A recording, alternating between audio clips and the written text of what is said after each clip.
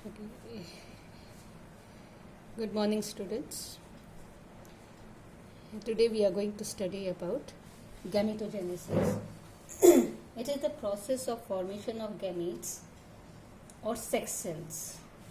Gametes are haploid and they are produced in the germ cells of the gonads. The gonads are testis and ovaries, and the cells in the gonads are diploid, but they form haploid gametes. So therefore the process which occurs in forming gametes is known as meiosis. The first today we'll study about spermatogenesis.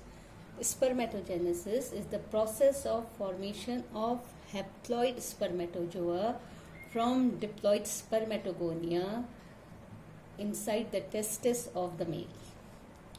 Spermatogenesis begins at puberty, mostly at the age of 13 and 14 years, and continues throughout the life of an adult male.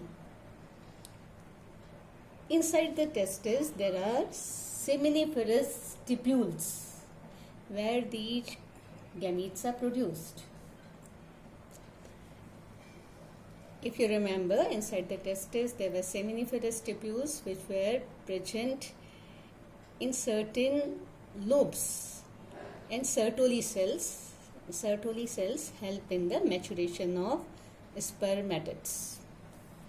Now the formation of spermatogenesis occurs in three phases. The first is multiplication phase, second is growth phase, third is maturation phase, and fourth is differentiation phase. Now we'll study the process of spermatogenesis.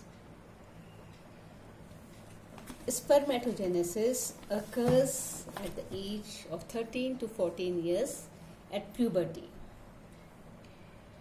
Now the sperms are produced by the sperm mother cells which are present in the testis, and the chromosome number is diploid, that is 2n or 46 in number, and they are known as spermatogonia. In the beginning, these spermatogonia start multiplying by mitosis and increase in number. So the number of chromosomes will remain same, 46 in number, and the process of cell division is mitosis, and this phase is known as multiplication phase, where spermatogonia give rise to a number of spermatogonia, but the number will be, chromosome number will be 46.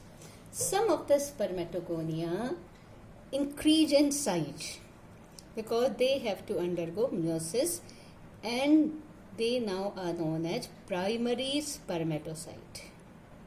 The chromosome number will remain same because they are the same spermatogonia. Now these primary spermatocyte, when they increase in size, this is known as the growth phase.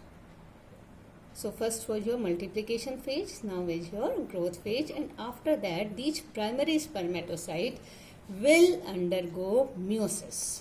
If you remember, meiosis occurs in two phases, meiosis 1 and meiosis 2, and the daughter cells which are formed are haploid, means the number of chromosome is half. Now primary spermatocyte will give rise to two spermatocytes, and the number of chromosome will be haploid, means they will have 23 chromosomes, and now they are known as secondary spermatocyte. So primary spermatocyte will give rise to secondary spermatocyte. I am taking only one. So one will give rise to two spermatocytes.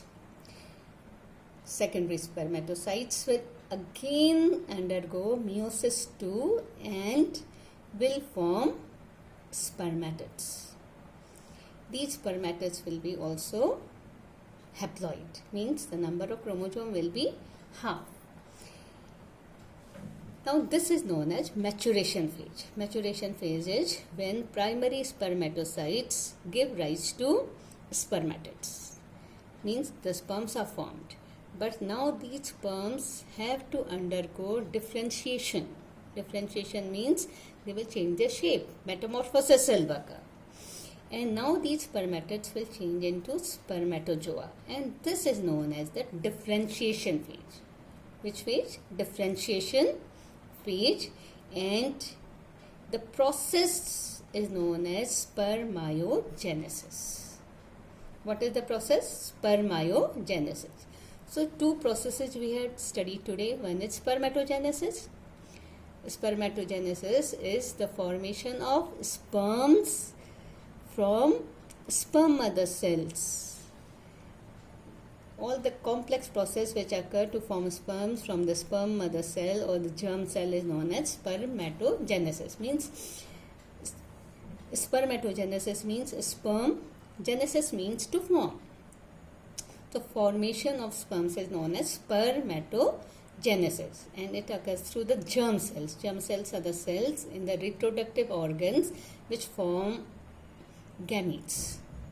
Second term which we studied is spermiogenesis. Spermiogenesis is when the spermatids change into spermatozoa. These both the terms are very important. They can come in definition. So first is your spermatogenesis. Second is your spermiogenesis. And the process by which spermiogenesis occurs is known as differentiation phase. Now, if you have understood, let us revise it again. Some germ cells in the testis, which are known as spermatogonia, will undergo mitosis and will increase in number. And so this process is known as the multiplication phase. Now, some of the spermatogonia will increase in size to undergo meiosis, to form sperms, and this process is known as growth phase. For changing of spermatogonia to primary spermatocyte is known as the growth phase, but the chromosome number, if you see, will remain same. It was 46 in the spermatogonia, it is 46 in the primary spermatocyte also. But now this primary spermatocyte will undergo meiosis 1 and form two daughter cells, and the number of chromosomes will become half, will become 23. Now if you see, secondary spermatocyte will also undergo meiosis 2 to form spermatids, and these spermatids will have haploid number of chromosomes, means one spermatocyte, primary spermatocyte, has given rise to 4 spermatids. Now the process of spermiogenesis will take place and these spermatids will change into spermatozoa. So millions of sperms are formed during one ejaculation, because one spermatogonia can give rise to 4 sperms. So a large number of spermatogonia are present which can give rise to large number of spermatozoa or sperms. Now there is one more term that is known as spermiation. Spermiation is the movement of sperms from the seminiferous tubules to the epididymis. Epididymis is the part of the testis where sperms are stored. So this process is known as spermiation, and this process is the movement of sperms from the seminiferous tubules through vasa efferentia to the epididymis, that is known as spermiation. So there are 3 processes: spermatogenesis, spermiogenesis and spermiation. I hope so you have understood this, and try to learn this chart properly, because this is one of the very important questions which mostly comes in the board exam. So you will have to do it properly by proper labeling, writing the number of chromosomes and the cell division which occurs through this process. You have to only write till here, you have not to write this part. These are the different phases which you will write when you will have to describe the process. So children, try to revise it properly. I hope you have understood it. Thank you.